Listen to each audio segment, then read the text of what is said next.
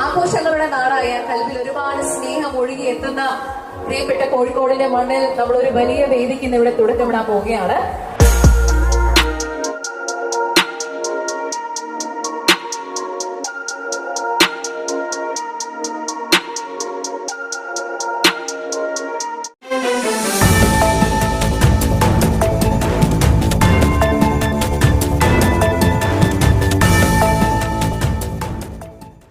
കൃഷിക്കും ആരോഗ്യ സംരക്ഷണത്തിനും മുൻഗണന നൽകി Tanur block panchayat budget vice president Nasreen Manningal അവതരിപ്പിച്ചു. തൈറോയ്ഡ്, ശ്വാസകോശ സംബന്ധമായ അസുഖത്തിന് ഹൈടെക് ലാബ് യൂണിറ്റ് തുടങ്ങും.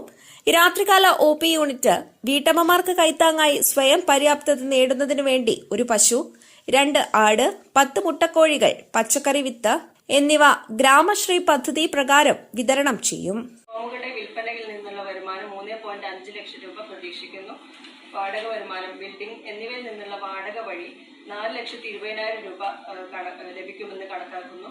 ബാങ്കിൽ നിന്നുള്ള പലിശ ഇനത്തിൽ 35,000 രൂപ എന്നിവ ലഭിക്കും. ജനറൽ പർപ്പസ് ഫണ്ട്, സർക്കാർ വിഹിതമായ ജനറൽ പർപ്പസ് ഫണ്ടായി 89 ലക്ഷം രൂപ ലഭിക്കുമെന്ന് പ്രതീക്ഷിക്കുന്നു. ആകെ 1,46,000 രൂപ വരുമാനം നമുക്ക് പ്രതീക്ഷിക്കുന്നു.